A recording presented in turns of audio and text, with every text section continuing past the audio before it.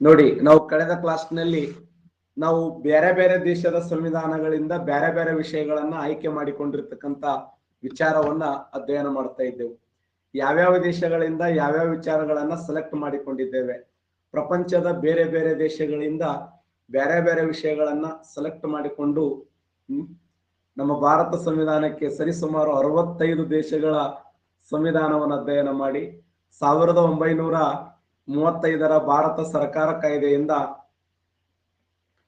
ಅದಕ್ಕೆ 1935 ಏನು ಭಾರತ ಸರ್ಕಾರ ಕಾಯ್ದೆಯನ್ನು ಏನಂತ ಕರೀತಾರೆ ಅಂದ್ರೆ ಸಂವಿಧಾನದ ನೀಲನಕ್ಷೆ ಅಂತ ಹೇಳಿ ಕರೀತಾರೆ.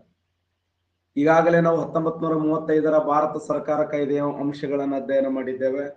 ಬ್ರಿಟನ್ ಸಂವಿಧಾನದಿಂದ ಏನನ್ನ ಆಯ್ಕೆ ಮಾಡಿಕೊಂಡಿದ್ದೇವೆ ಅನ್ನುವಂಥ ವಿಚಾರವನ್ನ ಅಧ್ಯಯನ ಮಾಡಿದ್ದೇವೆ. ಇನ್ನ ಅಮೆರಿಕ ದೇಶದ ಸಂವಿಧಾನದಿಂದ ಏನನ್ನ ಎರಲು ಪಡ್ಕೊಂಡಿವೆ ಅನ್ನುವಂಥ ಅಧ್ಯಯನ ಮಾಡಿದ್ದೇವೆ. ಅತ್ಯಂತ ಪ್ರಮುಖವಾಗಿರುವಂತ ಪಾಯಿಂಟ್ ಯಾವುದಂದ್ರೆ, ಅತಿ ಮುಖ್ಯವಾಗಿರುವಂತ ಸಂವಿಧಾನಗಳಲ್ಲಿ ಮತ್ತೊಂದು ಯಾವುದಂದ್ರೆ ಐರಿಷ್ ಸಂವಿಧಾನ.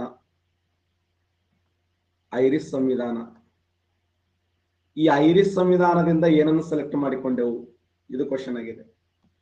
ಐರ್ಲೆಂಡ್ ದೇಶದ ಸಂವಿಧಾನದಿಂದ, ಐರಿಷ್ ದೇಶದ ಸಂವಿಧಾನದಿಂದ ಏನನ್ನ ಸೆಲೆಕ್ಟ್ ಮಾಡಿಕೊಂಡೆವು ಅಂತಂದ್ರೆ ಎಸ್, ಎಕ್ಸಲೆಂಟ್.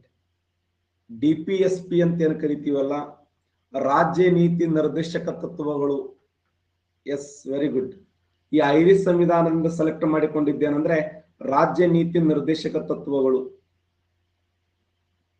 ರಾಜ್ಯ ನೀತಿ ನಿರ್ದೇಶಕ ತತ್ವಗಳು.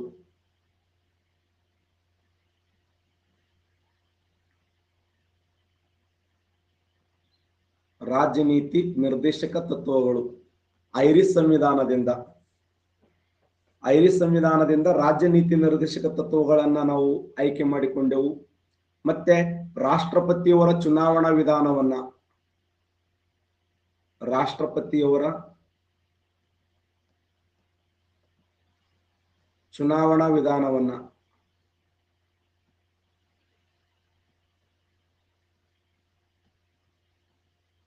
ರಾಷ್ಟ್ರಪತಿಯವರ ಚುನಾವಣಾ ವಿಧಾನವನ್ನ ಈ ಒಂದು ಐರಿಷ್ ಸಂವಿಧಾನದಿಂದ ಸೆಲೆಕ್ಟ್ ಮಾಡಿಕೊಂಡೆವು. ರಾಜ್ಯಸಭೆಗೆ ಸದಸ್ಯರ ನಾಮಕರಣ,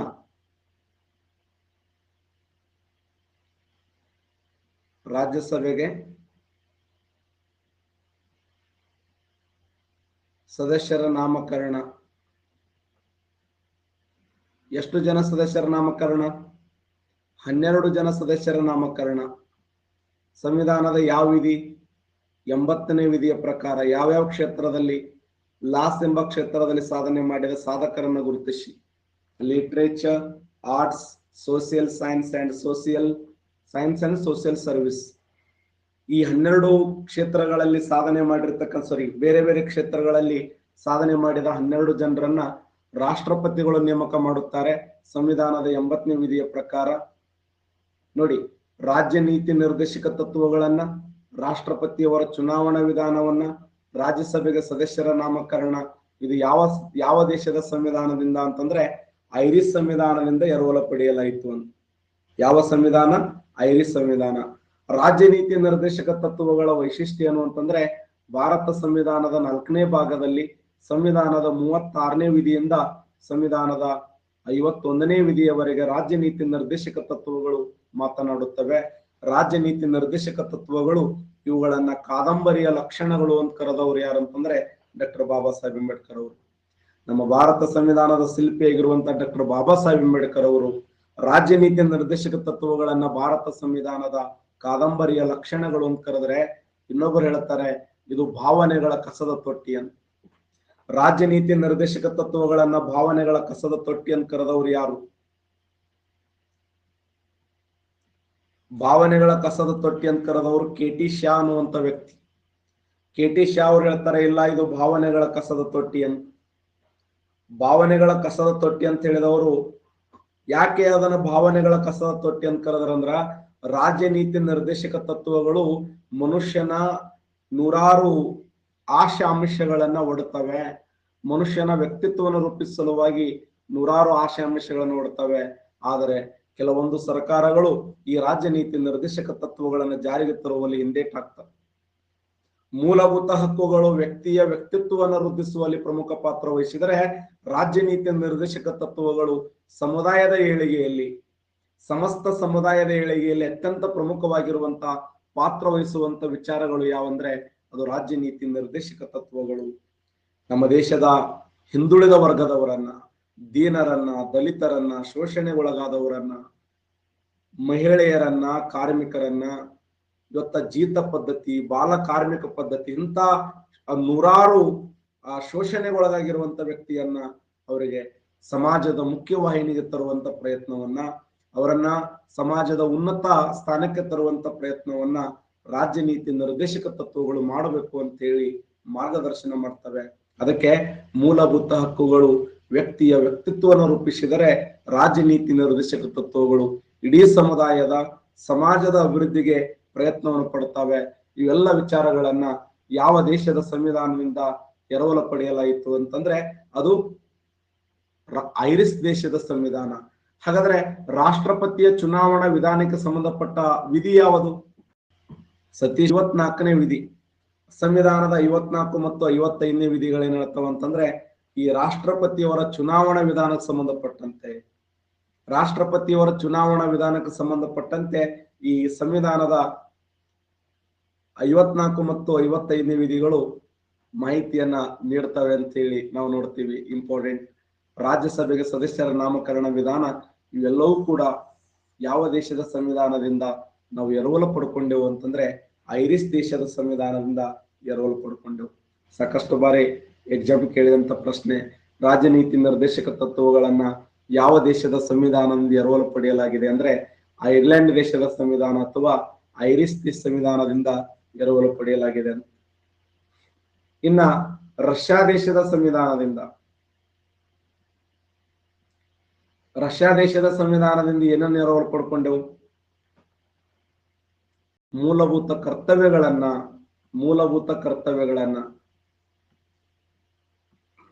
ರಷ್ಯಾ ದೇಶದ ಸಂವಿಧಾನ USSR ಸಂವಿಧಾನ ಅಂತ ಕರಿತೀವಿ. ಆ ರಷ್ಯಾ ದೇಶದ ಸಂವಿಧಾನದಿಂದ ಅಥವಾ USSR ಸಂವಿಧಾನದಿಂದ ಮೂಲಭೂತ ಕರ್ತವ್ಯಗಳನ್ನ ಮೂಲಭೂತ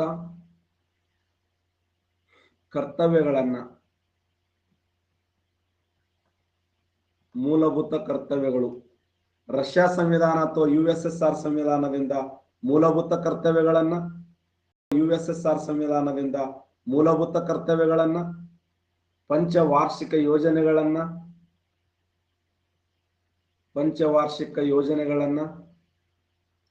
ಪ್ರಸ್ತಾವನೆಯಲ್ಲಿರುವ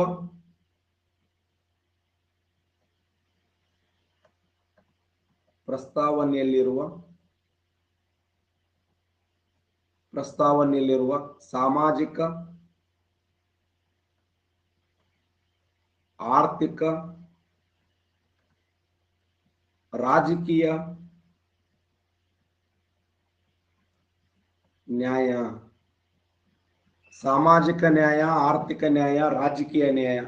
ಪ್ರಸ್ತಾವನೆಯಲ್ಲಿರುವಂತಹ ಸಾಮಾಜಿಕ ನ್ಯಾಯವನ್ನ, ಆರ್ಥಿಕ ನ್ಯಾಯವನ್ನ, ರಾಜಕೀಯ ನ್ಯಾಯವನ್ನ ಯಾವ ದೇಶದ ಸಂವಿಧಾನದಿಂದ ಎರವಲು ಪಡ್ಕೊಂಡೆವು ಅಂತಂದ್ರೆ ರಷ್ಯಾ ದೇಶದ ಸಂವಿಧಾನದಿಂದ ಎರವಲು ಪಡ್ಕೊಂಡೆವು. ಯಾಕಂದ್ರೆ ರಷ್ಯಾ ದೇಶ 1917ರಲ್ಲಿ 1917ರಲ್ಲಿ ಸ್ವತಂತ್ರ ಸಾರಿಕೊಂಡಿರ್ತಕ್ಕಂಥ ಸಮಾಜಶಾಹಿ ರಾಷ್ಟ್ರವಾಗಿದ್ದು ಸಮಬಾಳು, ಸಮಪಾಲು, ಸಮಾನ ಹಂಚಿಕೆ ಎಂಬ ತತ್ವದ ಮೇಲೆ ಬದುಕಿದಂತ ದೇಶ.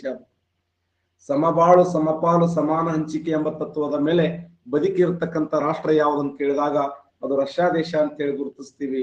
ಅಂತ ರಷ್ಯಾ ದೇಶದ ಸಂವಿಧಾನದಿಂದ ಯಾವ್ಯಾವ ವಿಚಾರಗಳನ್ನ ನಾವು ಎರವಲು ಪಡ್ಕೊಂಡೆವು ಅಂತಂದ್ರೆ ಅದು ಮೂಲಭೂತ ಕರ್ತವ್ಯಗಳನ್ನ, ಪಂಚವಾರ್ಷಿಕ ಯೋಜನೆಗಳನ್ನ. ಕ್ವಶನ್ ಹಿಂಗೆ ಕೇಳಿದ್ದಾನೆ, ಮೂಲಭೂತ ಹಕ್ಕುಗಳನ್ನ ನಾವು ಅಮೆರಿಕ ದೇಶದ ಸಂವಿಧಾನದಿಂದ ಎರವಲು ಪಡ್ಕೊಂಡ್ರೆ ಮೂಲಭೂತ ಕರ್ತವ್ಯಗಳನ್ನ ಯಾವ ದೇಶದ ಸಂವಿಧಾನದಿಂದ ಎರವಲು ಪಡ್ಕೊಂಡೆವು ಅಂತಂದ್ರೆ ಸರಿಯಾದಂತ ಉತ್ತರ ಮೂಲಭೂತ ಕರ್ತವ್ಯಗಳನ್ನ ರಷ್ಯಾ ದೇಶದ ಸಂವಿಧಾನದಿಂದ, ಪಂಚವಾರ್ಷಿಕ ಯೋಜನೆಗಳನ್ನ, ಪ್ರಸ್ತಾವನೆಯಲ್ಲಿರುವಂತ ಸಾಮಾಜಿಕ, ಆರ್ಥಿಕ ಮತ್ತು ರಾಜಕೀಯ ನ್ಯಾಯಗಳನ್ನ ಅದು ಯಾವ ದೇಶದ ಸಂವಿಧಾನ ಅಂತಂದ್ರೆ ರಷ್ಯಾ ದೇಶದ ಸಂವಿಧಾನದಿಂದ.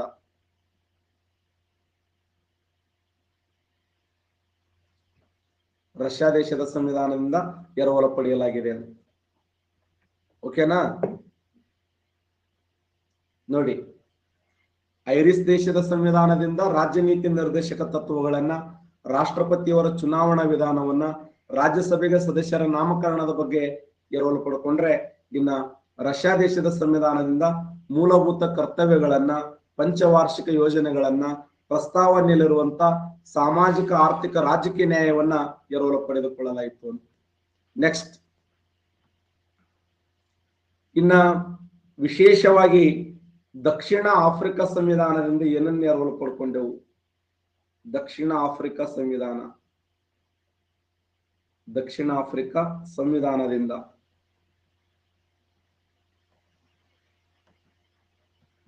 ಆಫ್ರಿಕಾ ಸಂವಿಧಾನದಿಂದ ಯಾವ್ಯಾವ ವಿಚಾರಗಳನ್ನು ಎರವಲು ಪಡ್ಕೊಂಡೆವು ಅಂತಂದ್ರೆ, ನಂಬರ್ 1 ಅತಿ ಮುಖ್ಯವಾಗಿರುವಂತ ವಿಚಾರ ಸಂವಿಧಾನದ ತಿದ್ದುಪಡಿ ವಿಧಾನವನ್ನ, ಸಂವಿಧಾನದ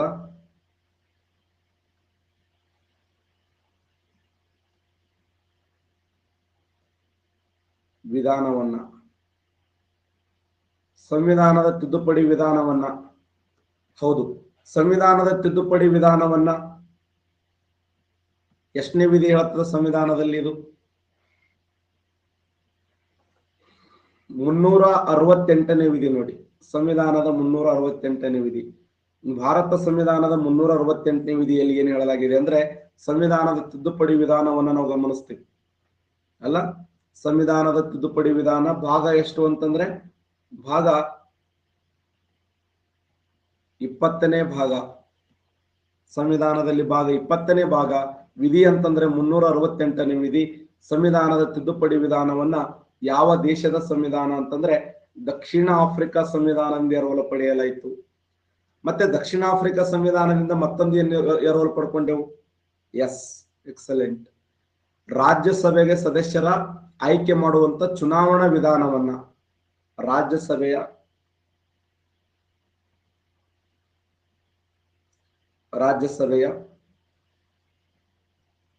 ಸದಸ್ಯರ ಚುನಾವಣಾ ವಿಧಾನವನ್ನ,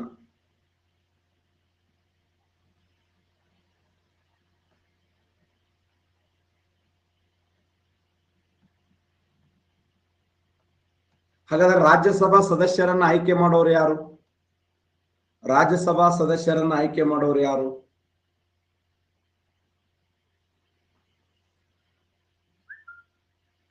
ಪ್ರೆಸಿಡೆಂಟ್ ಆಯ್ಕೆ ಮಾಡ್ತಾನಂತ. ಬಪ್ಪರೆ ಗಡ ಮಗನೆ. ರಾಜ್ಯಸಭಾ ಸದಸ್ಯರನ್ನ ಆಯ್ಕೆ ಮಾಡೋರು ಯಾರಂದ್ರೆ MLA-ಗಳು ನೋಡಿ. ವಿಧಾನಸಭೆ ಸದಸ್ಯರಾಗಿರುವಂತ MLA-ಗಳು ಏನ್ ಮಾಡ್ತಾರಂದ್ರೆ ರಾಜ್ಯಸಭಾ ಸದಸ್ಯರನ್ನ ಆಯ್ಕೆ ಮಾಡುತ್ತಾರೆ. ಆಫ್ರಿಕಾ ಸಂವಿಧಾನದಿಂದ ಏನನ್ನ ಎರವಲು ಪಡ್ಕೊಂಡೆವು ಅಂತಂದ್ರೆ, ಒಂದು ಸಂವಿಧಾನದ ಈ ತಿದ್ದುಪಡಿ ವಿಧಾನವನ್ನ, ಅದರ ಜೊತೆಯಲ್ಲಿ ರಾಜ್ಯಸಭೆಯ ಸದಸ್ಯರ ಚುನಾವಣಾ ವಿಧಾನಗಳನ್ನ, ರಾಜ್ಯಸಭೆಗೆ 12 ಜನ ಸದಸ್ಯರನ್ನ ಆಯ್ಕೆ ಮಾಡುವುದು,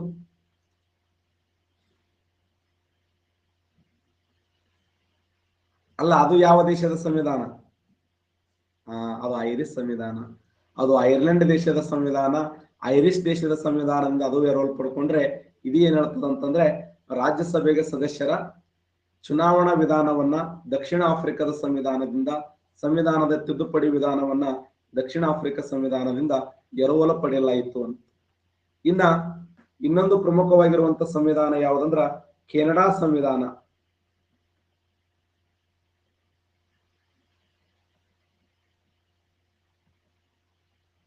ಕೆನಡಾ ದೇಶದ ಸಂವಿಧಾನದಿಂದ ಯಾವ್ಯಾವ ವಿಚಾರಗಳನ್ನ ಎರವಲು ಪಡೆದುಕೊಳ್ಳಲಾಯಿತು?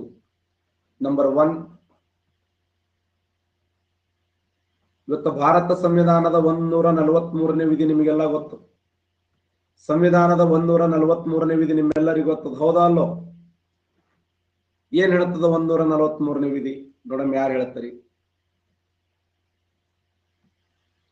ಸುಪ್ರೀಂ ಕೋರ್ಟಿನ ಬಗ್ಗೆ ಹೇಳುತ್ತದೆ, ಹೈಕೋರ್ಟಿನ ಬಗ್ಗೆ ಹೇಳುತ್ತದೆ, ಸುಪ್ರೀಂ ಕೋರ್ಟಿನ ಮೂಲ ಅಧಿಕಾರದ ವ್ಯಾಪ್ತಿ ಬಗ್ಗೆ ಹೇಳುತ್ತದೆ, ಸುಪ್ರೀಂ ಕೋರ್ಟಿನ ಸಲಹಾ ವ್ಯಾಪ್ತಿ ಬಗ್ಗೆ ಹೇಳುತ್ತದೆ. ಯಾರು ಆನ್ಸರ್ ಮಾಡ್ತೀರಿ ನೋಡೋಣ. ಸುಪ್ರೀಂ ಕೋರ್ಟಿನ ಬಗ್ಗೆ ಹೇಳುತ್ತದೆ, ಹೈಕೋರ್ಟಿನ ಬಗ್ಗೆ ಹೇಳುತ್ತದೆ, ಸುಪ್ರೀಂ ಕೋರ್ಟಿನ ಮೂಲ 62% ಸರಿಯಾದಂತ ಉತ್ತರ ಸುಪ್ರೀಂ ಕೋರ್ಟಿನ ಸಲಹಾ ಅಧಿಕಾರದ ವ್ಯಾಪ್ತಿ ಬಗ್ಗೆ ಹೇಳುತ್ತದೆ. ಸಂವಿಧಾನದ 143ನೇ ವಿಧಿ ಸುಪ್ರೀಂ ಕೋರ್ಟ್ ಸಲಹಾ ಅಧಿಕಾರ ವ್ಯಾಪ್ತಿ ಬಗ್ಗೆ ಹೇಳುತ್ತದೆ. ಅಂದ್ರೆ ಯಾವುದೇ ಒಂದು ಶಾಸನ ಹೊರಗಡೆ ಬಂದಾಗ, ಯಾವುದೇ ಒಂದು ಶಾಸನ ಜಾರಿಗೆ ಬಂದಾಗ ರಾಷ್ಟ್ರಪತಿಯವರು ಈ ಶಾಸನ ಭಾರತ ದೇಶಕ್ಕೆ ಯೋಗ್ಯವಾಗಿದೆಯೇ ಇಲ್ಲೋ, ಇದು ನಮ್ಮ ದೇಶಕ್ಕೆ ಪೂರಕವಾಗಿದೆಯೇ ಇಲ್ಲೋ, ಇದರಿಂದ ನಮ್ಮ ದೇಶದ ಜನರಿಗೆ ಒಳ್ಳೇದಾಗ್ತದೋ ಇಲ್ಲೋ ಅಂತೇಳಿ ಯಾರ ಸಲಹೆಯನ್ನು ಕೇಳ್ತಾರೆ ರಾಷ್ಟ್ರಪತಿಯವರು ಅಂದ್ರೆ ಸುಪ್ರೀಂ ಕೋರ್ಟಿನ ಸಲಹೆಯನ್ನು ಕೇಳ್ತಾರೆ. ಸುಪ್ರೀಂ ಕೋರ್ಟ್ ಸಂವಿಧಾನದ 143ನೇ ವಿಧಿಯ ಪ್ರಕಾರ ತನ್ನದೇ ಆಗಿರುವಂತ ಸಲಹೆಯನ್ನು ಹೇಳ್ತದೆ. ಆ ಸಲಹೆಯನ್ನ ರಾಷ್ಟ್ರಪತಿಯವರು ಸ್ವೀಕಾರ ಮಾಡಬಹುದು ಅಥವಾ ಸ್ವೀಕಾರ ಮಾಡದೆ ಇರಬಹುದು ಅನ್ನುವಂಥದ್ದು ಸಂವಿಧಾನದ 143ನೇ ವಿಧಿ. ಸರಿಯಾಗಿ ಇದನ್ನು ಇಲ್ಯಾಕೆ ಹೇಳಿದ್ರಿ ಸರ್ ಅಂತ ಕೇಳಿದಾಗ, ಹೌದು, ಸುಪ್ರೀಂ ಕೋರ್ಟಿನ ಸಲಹಾ ಅಧಿಕಾರದ ವ್ಯಾಪ್ತಿಯನ್ನ ಯಾವ ದೇಶದ ಸಂವಿಧಾನದಿಂದ ಎರವಲು ಪಡೆಯಲಾಗಿದೆ ಅಂದ್ರೆ ಕೆನಡಾ ದೇಶದ ಸಂವಿಧಾನದಿಂದ ಎರವಲು ಪಡೆಯಲಾಗಿದೆ. ಈ ಒಂದು ಪಾಯಿಂಟ್ ಅನ್ನು ಹೇಳುವ ಸಲುವಾಗಿ ನಾನು ನಿಮಗೆ ಒಂದು ಕ್ವಶನ್ ಕೇಳುವಂತ ಸಂದರ್ಭ ಒದಗಿ ಬಂತು. ಹಾಗಾದ್ರೆ ಕೆನಡಾ ದೇಶದ ಸಂವಿಧಾನದಿಂದ ಸಂವಿಧಾನದ 143ನೇ ವಿಧಿ, ಭಾರತ ಸಂವಿಧಾನದ 143ನೇ ವಿಧಿ, ಈ ಒಂದು 143ನೇ ವಿಧಿ ಏನ್ ಹೇಳ್ತದೆ ಅಂದ್ರೆ ಸುಪ್ರೀಂ ಕೋರ್ಟಿನ ಸಲಹಾ ಅಧಿಕಾರದ ವ್ಯಾಪ್ತಿಯ ಬಗ್ಗೆ ಹೇಳುತ್ತೆ. ಸುಪ್ರೀಂ ಕೋರ್ಟಿನ ಸಲಹಾ ಅಧಿಕಾರದ ವ್ಯಾಪ್ತಿ. ಇನ್ನ ಕೆನಡಾ ದೇಶದ ಸಂವಿಧಾನದಿಂದ ಮತ್ತೊಂದೇನು ಪಡ್ಕೊಂಡೇವು ಅಂತಂದ್ರೆ, ಈಗ ಉದಾಹರಣೆ ನಾವು ಭಾರತ ಸಂವಿಧಾನದ 7ನೇ ಅನುಸೂಚಿ ಅಂತ ನೋಡ್ತೀವಿ. ಆ 7ನೇ ಅನುಸೂಚಿಯಲ್ಲಿ ಕೇಂದ್ರ ಪಟ್ಟಿ, ರಾಜ್ಯ ಪಟ್ಟಿ, ಸಮವರ್ತಿ ಪಟ್ಟಿ ಅಂತ ಬರ್ತವೆ. ಆ ಕೇಂದ್ರ ಪಟ್ಟಿ, ರಾಜ್ಯ ಪಟ್ಟಿ, ಸಮವರ್ತಿ ಪಟ್ಟಿಗಳನ್ನ ಬಿಟ್ಟು ಉಳಿದಂತ ವಿಷಯಗಳದಾವಲ್ಲ, ಆ ಉಳಿದಂತ ವಿಷಯಗಳ ಮೇಲೆ ನಮ್ಮ ಕೇಂದ್ರ ಸರ್ಕಾರ ಹೊಸ ಹೊಸ ಕಾಯ್ದೆ ಕಾನೂನುಗಳನ್ನ ಮಾಡುತ್ತದೆ. ಅದನ್ನ ಏನಂತ ಕರೀತಾರೆ ಅಂದ್ರೆ ಶೇಷಾಧಿಕಾರ ಅಂತ ಕರೀತಾರೆ.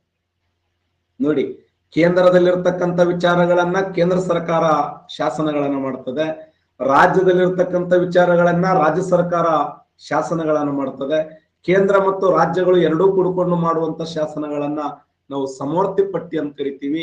ಈ ಮೂರು ಪಟ್ಟಿಗಳನ್ನ ಬಿಟ್ಟು ಹೊಸ ಹೊಸ ಕಾಯ್ದೆಗಳಿಗೆ ಸಂಬಂಧಪಟ್ಟಂತೆ ಕೇಂದ್ರ ಸರ್ಕಾರ ಮಾಡುವಂತ ಕಾಯ್ದೆ ಕಾನೂನುಗಳನ್ನ ಶೇಷಾಧಿಕಾರ ಅಂತ ಕರೀತಾರೆ. ಆ ಶೇಷಾಧಿಕಾರವನ್ನ ಯಾವ ದೇಶದ ಸಂವಿಧಾನದಿಂದ ಎರವಲು ಪಡೆಯಲಾಯಿತು ಅಂತಂದ್ರೆ ಅದು ಕೆನಡಾ ದೇಶದ ಸಂವಿಧಾನದಿಂದ ಎರವಲು ಪಡೆಯಲಾಯಿತು ಅಂತ. ಯಾರವ ಪಾನಪಟ್ಟೆನವ, ನೀ ಪಾನಪಟ್ಟೆ ಅದನ್ನೇ ಬರಿ ನಿಧಿಗಣ ಎದ್ದು ಕುಂದ್ರ ಮೊದಲ. ಕೆನಡಾ ದೇಶದ ಸಂವಿಧಾನದಿಂದ ಏನನ್ನೇ ಎರವಲು ಪಡೆಯಲಾಗಿದೆ ಅಂತಂದ್ರೆ ಅದು ಶೇಷಾಧಿಕಾರ ಅಲ್ಲ, ಕೇಂದ್ರ ಸರ್ಕಾರಕ್ಕಿರುವ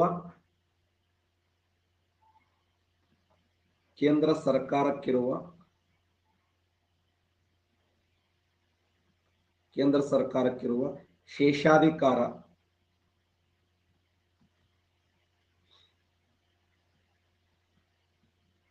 ಕೇಂದ್ರ ಸರ್ಕಾರಕ್ಕಿರುವ ಶೇಷಾಧಿಕಾರ. ಉದಾಹರಣೆ, ಇತ್ತೀಚೆಗೆ ತ್ರಿವಳಿ ತಲಾಖನ್ನು ಕೊಟ್ಟು, ಆ ತ್ರಿವಳಿ ತಲಾಖ್ ಅನ್ನುವಂತ ವಿಚಾರ ಎದಕ್ಕೆ ಸಂಬಂಧಪಟ್ಟಿದೆ ಅಂದ್ರೆ ಇದೊಂದು ಶೇಷಾಧಿಕಾರಕ್ಕೆ ಸಂಬಂಧಪಟ್ಟಂತ ವಿಚಾರ. ಹಾಗಾದ್ರೆ ಸುಪ್ರೀಂ ಕೋರ್ಟಿನ ಸಲಹಾಧಿಕಾರದ ವ್ಯಾಪ್ತಿ, ಕೇಂದ್ರ ಸರ್ಕಾರಕ್ಕಿರುವಂತ ಶೇಷಾಧಿಕಾರ, ಇವೆಲ್ಲ ಯಾವ ದೇಶದ ಸಂವಿಧಾನದಿಂದ ಎರವಲು ಪಡೆಯಲಾಗಿದೆ ಅಂದ್ರೆ ಕೆನಡಾ ದೇಶದ ಸಂವಿಧಾನದಿಂದ ಎರವಲು ಪಡೆಯಲಾಗಿದೆ. ಮತ್ತೆ ಕೆನಡಾ ದೇಶದ ಸಂವಿಧಾನದಿಂದ ರಾಜ್ಯಪಾಲರ ನೇಮಕ ವಿಧಾನವನ್ನ, ರಾಜ್ಯಪಾಲರ ನೇಮಕ ವಿಧಾನ, ರಾಜ್ಯಪಾಲರನ್ನ ನೇಮಕ ಮಾಡುವಂತ ವಿಧಾನ ಎಷ್ಟನೇ ವಿಧಿಯಲ್ಲಿದೆ? ಸಂವಿಧಾನದ ಯಾವ ವಿಧಿ ಹೇಳುತ್ತದೆ? 155ನೇ ವಿಧಿ. ಭಾರತ ಸಂವಿಧಾನದ 155ನೇ ವಿಧಿಯ ಪ್ರಕಾರ ರಾಷ್ಟ್ರಪತಿಗಳು ಆಯಾ ರಾಜ್ಯಗಳಿಗೆ ರಾಜ್ಯಪಾಲರನ್ನ ನೇಮಕ ಮಾಡುತ್ತಾರೆ.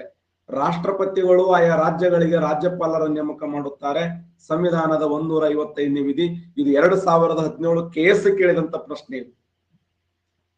2017 KS ಕ್ವಶನ್ ಪೇಪರ್ ತೆಗೆದು ನೋಡ್ರಿ, ಅಲ್ಲಿ ಕ್ವಶನ್ ಕೊಟ್ಟಿದ್ದಾನೆ, ವಿಧಿಗಳ ಮೇಲೆ ಕ್ವಶನ್ ಕೊಟ್ಟಿದ್ದಾನೆ. ಹಾಗಾದ್ರೆ ಭಾರತ ಸಂವಿಧಾನದ 155ನೇ ವಿಧಿಯ ಪ್ರಕಾರ ರಾಜ್ಯಪಾಲರನ್ನ ನೇಮಕ ಮಾಡೋರು ಯಾರು ಅಂದ್ರೆ ರಾಷ್ಟ್ರಪತಿಗಳು ನೇಮಕ ಮಾಡಲಾಗುತ್ತದೆ. ಹಾಗಾದ್ರೆ ಆ ರಾಜ್ಯಪಾಲರ ನೇಮಕಾತಿ ವಿಧಾನವನ್ನ ಯಾವ ದೇಶದ ಸಂವಿಧಾನದಿಂದ ಎರವಲು ಪಡೆಯಲಾಗಿದೆ ಅಂದ್ರೆ ಅದು ಕೆನಡಾ ಸಂವಿಧಾನದಿಂದ ಎರವಲು ಪಡೆಯಲಾಗಿದೆ. ಯಾವ ದೇಶದ ಸಂವಿಧಾನ ಅಂತಂದ್ರೆ ಕೆನಡಾ ದೇಶದ ಸಂವಿಧಾನದಿಂದ. ಹಾಗಾದ್ರೆ ರಾಜ್ಯಪಾಲರ ಹುದ್ದೆಯನ್ನ ಎಸ್ ಗೋಪಾಲ್ ಅವರೇ, ಎಕ್ಸಲೆಂಟ್ ಗೋಪಾಲ್ ಅವರೇ, ರಾಜ್ಯಪಾಲರ ಹುದ್ದೆಯನ್ನ 1935 1935 ಭಾರತ ಸರ್ಕಾರ ಕಾಯ್ದೆಯ ಪ್ರಕಾರ 1935 ಭಾರತ ಸರ್ಕಾರ ಕಾಯ್ದೆಯನ್ನ ಭಾರತ ಸಂವಿಧಾನದ ನೀಲನಕ್ಷೆ ಅಂತ ಕರಿತೀವಿ. ಆ ನೀಲನಕ್ಷೆಯನ್ನ ರಾಜ್ಯಪಾಲರ ಹುದ್ದೆಯನ್ನು ಪಡೆದುಕೊಂಡಿದ್ದು ಅಲ್ಲಿಂದ.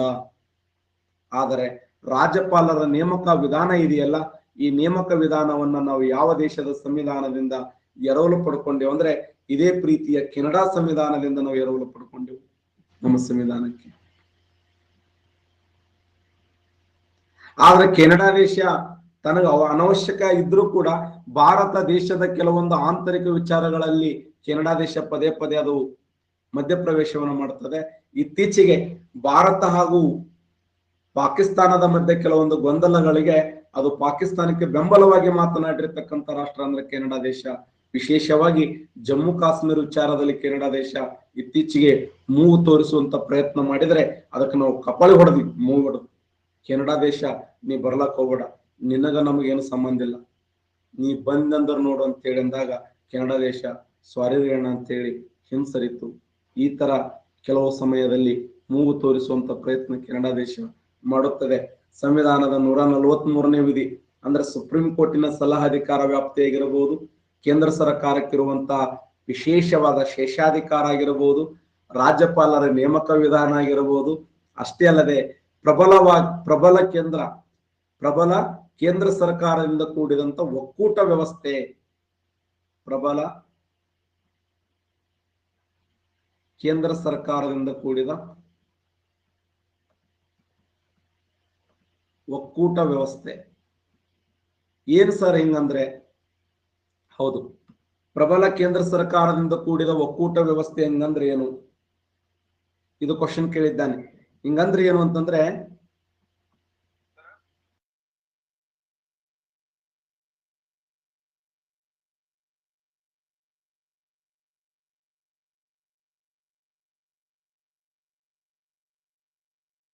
ಪ್ರಬಲವಾಗಿರುವಂತ ಕೇಂದ್ರ ಸರ್ಕಾರದಿಂದ ಕೂಡಿದಂತ ಒಕ್ಕೂಟ ವ್ಯವಸ್ಥೆ. ಹಿಂಗಂದ್ರೆ ಏನು?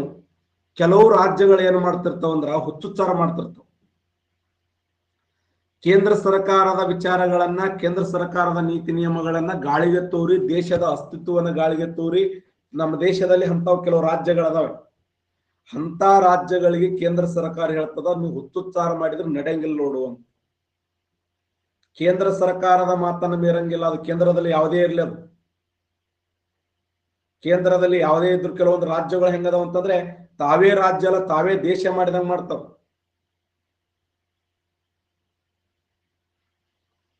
ಅಲ್ಲ, ಭಾರತ ಸಂವಿಧಾನದಲ್ಲಿ ಪ್ರಬಲ ಕೇಂದ್ರ ಸರ್ಕಾರದಿಂದ ಕೂಡಿರ್ತಕ್ಕಂಥ ಒಕ್ಕೂಟ ವ್ಯವಸ್ಥೆ. ರಾಜ್ಯಕ್ಕೆ ಇರಲಿ, ರಾಜ್ಯಕ್ಕೆ ಎಷ್ಟು ಕೊಡಬೇಕು ಅಷ್ಟು ಗೌರವವನ್ನು ಕೊಡೋಣ, ಆದರೆ ಅಖಂಡ ಭಾರತ ದೇಶವನ್ನು ಪ್ರತಿನಿಧಿಸುವಂತ ರಾಜ್ಯ ಸರ್ಕಾರಗಳು ನಮಗೆ ಬೇಕು. ಕೇಂದ್ರಕ್ಕೆ ತೊಂದರೆ ಆಗಬಾರದು, ದೇಶಕ್ಕೆ ತೊಂದರೆ ಆಗಬಾರದು, ರಾಷ್ಟ್ರಕ್ಕೆ ತೊಂದರೆ ಆಗಬಾರದು. ಆಯಾ ರಾಜ್ಯಗಳು ಇಂಪ್ರೂವ್ಮೆಂಟ್ ಆಗ್ಲಿಲ್ಲ ಬೇಡನಂಗಿಲ್ಲ, ರಾಜ್ಯದಲ್ಲಿ ಸ್ವಯಂ ಸರ್ಕಾರಗಳು ಬರಲಿ ಬೇಡನಂಗಿಲ್ಲ, ಆದರೆ ರಾಷ್ಟ್ರದ ಭಾವೈಕ್ಯತೆಗೆ, ರಾಷ್ಟ್ರದ ಐಕ್ಯತೆಗೆ ಧಕ್ಕೆ ಆಗಬಾರದು ಅಂತೇಳಿ ಕೇಂದ್ರ ಸರ್ಕಾರ ಆ ಪ್ರಬಲ ಕೇಂದ್ರ ಸರ್ಕಾರದಿಂದ ಕೂಡಿದ ಒಕ್ಕೂಟ ವ್ಯವಸ್ಥೆಯನ್ನ ಕೆನಡಾ ದೇಶದ ಸಂವಿಧಾನದಿಂದ ಎರವಲ ಪಡೆಯಲಾಯಿತು. ಯಾರವರು? ನಿಮ್ಮ ಅತ್ತೆನವರು, ನಮ್ಮ ಅತ್ತೆ ಅಕ್ಕತಳ. ನೋಡಿ, ಭಾರತ ಸಂವಿಧಾನದಲ್ಲಿ ಈ ಒಂದು ಪ್ರಬಲವಾಗಿರುವಂತ ಕೇಂದ್ರ ಸರ್ಕಾರದಿಂದ ಕೂಡಿರ್ತಕ್ಕಂಥ ಒಕ್ಕೂಟ ವ್ಯವಸ್ಥೆ ಇದೆಯಲ್ಲ, ಆ ಒಕ್ಕೂಟ ವ್ಯವಸ್ಥೆಯನ್ನ ಯಾವ ದೇಶದ ಸಂವಿಧಾನದಿಂದ ಎರವಲು ಪಡೆಯಲಾಗಿದೆ ಅಂದ್ರ ಕೆನಡಾ ದೇಶದ ಸಂವಿಧಾನದಿಂದ ಎರವಲು ಪಡೆಯಲಾಗಿದೆ. ಪ್ರಮುಖವಾಗಿರುವಂತ 4 ವಿಚಾರಗಳು: ಸಂವಿಧಾನದ 143ನೇ ವಿಧಿ, ಇನ್ನ ಕೇಂದ್ರ ಸರ್ಕಾರಕ್ಕಿರುವಂತಹ ಶೇಷಾಧಿಕಾರಗಳು, ಇನ್ನ ರಾಜ್ಯಪಾಲರ ನೇಮಕಾತಿ ವಿಧಾನ, ಆಮೇಲೆ ಪ್ರಬಲ ಕೇಂದ್ರ ಸರ್ಕಾರದಿಂದ ಕೂಡಿರ್ತಕ್ಕಂಥ ಒಕ್ಕೂಟ ವ್ಯವಸ್ಥೆ ಅನ್ನುವಂಥದ್ದನ್ನ ಯಾವ ದೇಶದ ಸಂವಿಧಾನ ಅಂತಂದ್ರೆ ಅದು ಕೆನಡಾ ದೇಶದ ಸಂವಿಧಾನದಿಂದ ಎರವಲು ಪಡೆದುಕೊಳ್ಳಲಾಯಿತು ಅಂತ. ನೋಡು, ಮುಂಜಾನೆ ಇದ್ದ ಏನ್ರಿ ಕಿಕ್ರಿ ಹಸ್ತಾವ ನಿಮ್ ಬೀಗರು, ನಿಮ್ಮ ಅತ್ತಿ. ಕೆನಡಾ ದೇಶದ ಸಂವಿಧಾನದಿಂದ ಪಡೆದುಕೊಂಡಂತ ವಿಚಾರಗಳು.